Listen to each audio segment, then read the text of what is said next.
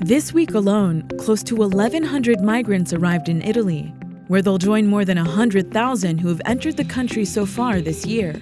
Almost all of them are from Africa, and most of them will end up in Sicily, the birthplace of the infamous Cosa Nostra crime syndicate. But the Mafia is now sharing territory with the Black Axe, a Nigerian gang that slipped in amongst earlier waves of migrants and established a lucrative drug smuggling and human trafficking network. And many of the new arrivals, without job prospects or means of survival, will fall under the Black Axe's control. Ballarò Market is a traditional Mafia stronghold in the centre of Palermo. It was here in 2015 that members of the Black Axe attempted to recruit and then murder a young migrant called Don Emeka. They take bottle and block my head, and use axe and cut me. And cut me here, with this place, and in my face and my ear. What kind of things did they want you to do? To join them and oppress people, fighting and problem, crime, some kind of crime, stealing, something like that, I don't live that kind of life, so that's why I'm scared from them, The assault on Emeka was a catalyst for Sicilian police to launch an investigation into the Black Axe. Emeka's testimony was central to building their case. The Italian authorities arrested 24 alleged gang members, whose trial begins in the next 2 weeks. Prosecutors are using anti-mafia laws for the first time in Italy's history to convict a foreign mob. What made you want to testify against the Black Axe? If I don't go there and testify, they're going to do another person. That's why I go to there and testify so that they can't hurt another person again. Emeka, like thousands of other economic migrants from Africa, arrive in Sicily hoping for better job prospects and security, but it often doesn't materialise. The majority of arrivals are not eligible for asylum and often end up living in makeshift camps, like this one outside of Palermo, trying to pick up temporary farm work for less than $17 a day. You want to have a proper job, you want to work legally. Exactly. Even though it's maybe more money sometimes, or... More money is not important when it is illegal to work that kind of work, so I hate it. I hate it in my life. I don't like illegal work at all. With few options to make a living, migrants are an easy target for Black Axe recruiters. And those who do get sucked in and are forced to become drug runners or sex workers live in fear of reprisals or deportation. Sembrerebbe quella nigeriana più violenta. È violenta nei confronti delle ragazze soprattutto perché le costringe a prostituirsi, è violenta nei confronti delle ragazze che vogliono uscire fuori. Father Enzo is a priest in Ballarò who spent years rehabilitating Italian criminals, now though he works mostly with migrants involved in the sex and drug trade.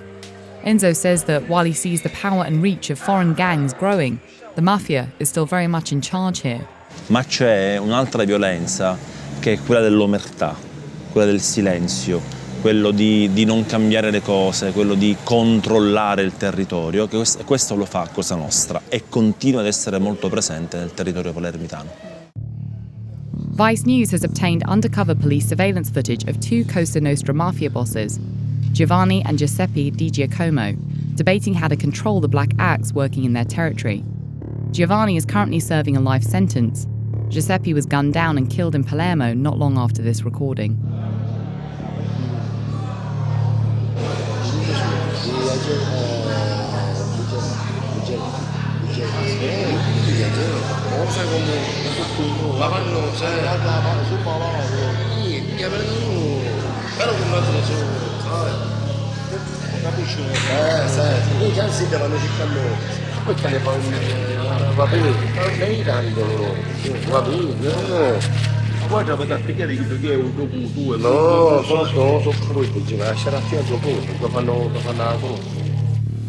For now, the Mafia is maintaining its dominance over the Black Axe by controlling the territory and supply chain around Ballarò, forcing the gang to rent brothel space and sell drugs for them. It's a lucrative arrangement that Italian police are still investigating.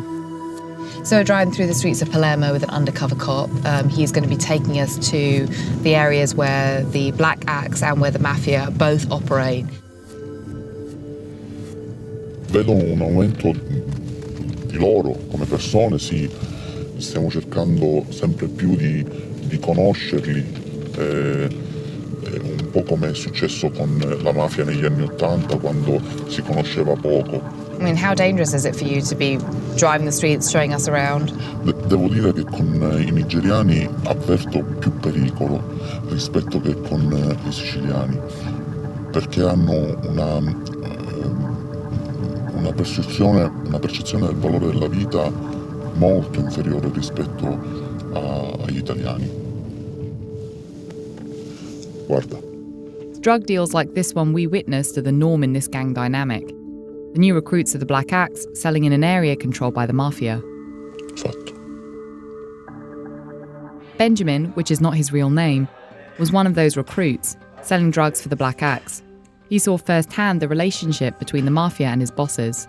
Something that will bring those two groups together is when they have something about drugs between them, or you get shop in that area.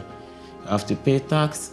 You have to pay the Mafia, yes, basically. They have to pay every week. They have to come and collect their money, and they get a special money for every month. If you don't pay, they have nothing to do with you, but by the end of the day, you see your shop empty. If you are Nigerian brackers, you go there, then you fuck up, they will beat you. Italian police have started working with Nigerian authorities to crack down on the Black Axe in Sicily. But the migrant crisis isn't going away, and the Black Axe and Mafia continue to have a steady supply of vulnerable people they can exploit. The reason why I involved myself in drugs is because I was not having a job. I was living on the road, and I was working with those who used to do drugs there. It's not a lot of money, but I was able to live as a normal person.